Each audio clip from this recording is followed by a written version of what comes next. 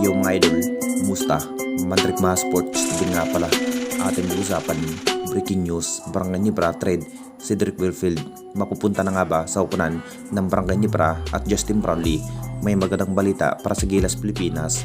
So masasabing isa na nga ba ang upunan ng Barangay Nibra sa mainit sa larangan ng ating liga? Hindi rin biro ang kalalagyan ng ating Barangay Nibra dahil may tatlong natitirang laro sa October 9 kontra sa Ren Ursian Las Panthers.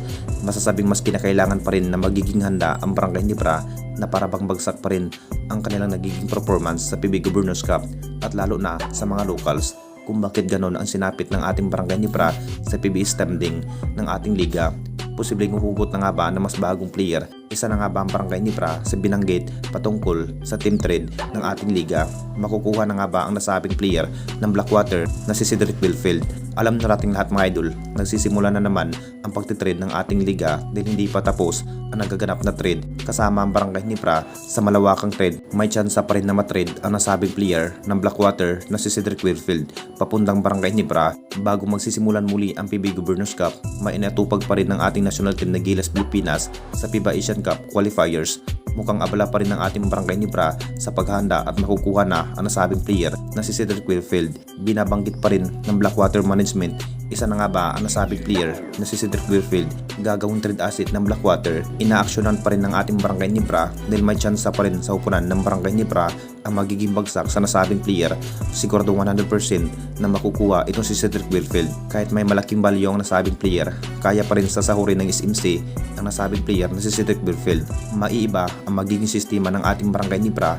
Kilala ang nasabing player sa mahusay pagdating bilang gwardya. Ito na rin ang kinahihintay ng lahat dahil bago pa man pagsisimulan muli ang laban, dapat na nga bang magiging handa ang lineup ng ating Barangay Nibra. At dito na naman tayo sa isa pa nating balita, Justin Brownlee. May magandang balita para sa Gilas Pilipinas. Alam na nating lahat mga idol, ang ating best import na si Justin Brownlee pa rin ang inihintay ng Gilas Pilipinas para makapaghanda ang ating national team na Gilas Pilipinas. Si Justin Brownlee pa rin ang kakulangan sa Gilas Pilipinas. Hindi pa rin nakakabalik ng Pinas dahil may iniindang goto injury ang nasabing best import na si Justin Brownlee. Masasabing kinakailangan pa rin na magpapagaling ang kanyang natamong injury at ayon pa rin sa mga sources, mukhang malapit na rin makakabalik ng Pinas ang ating best import na si Justin Brownlee para ipresenta ang ating national team na Gilas Pilipinas para sa paparating na FIBA Asian Cup qualifiers. Malaking papel pa rin ang ginampanan sa ating best import na si Justin Brownlee kung saan isa sa pinaka-importanting player ng Gilas bilang naturalized player. Dapat na nga bang makakabalik ang nasabing best import na si Justin Brownlee, pero naki-coach Tim Cod pa rin ang sagot kung maglalaro pa nga ba ang nasabing best import. Expected ang nasabing coach, siguro maglalaro ang ating best import na si Justin Brownlee. Hindi pa man nakakabalik ng Pinas pero 100% ang expected ito si Coach Tim na magbabalik ang ating best import para ipresenta ang ating national team na Gilas Pilipinas makakarap sa August 30 ang bansang Iran kung saan si Justin Brownlee lamang ang makakakontrol pagdating sa labanan dahil kabisado pa rin sa ating best import ang kanyang ginampanang big roles ng Gilas. Kung ano nga talaga ang mas karapat dapat, comment below anong masasabi ninyo mga idol tungkol sa ating video.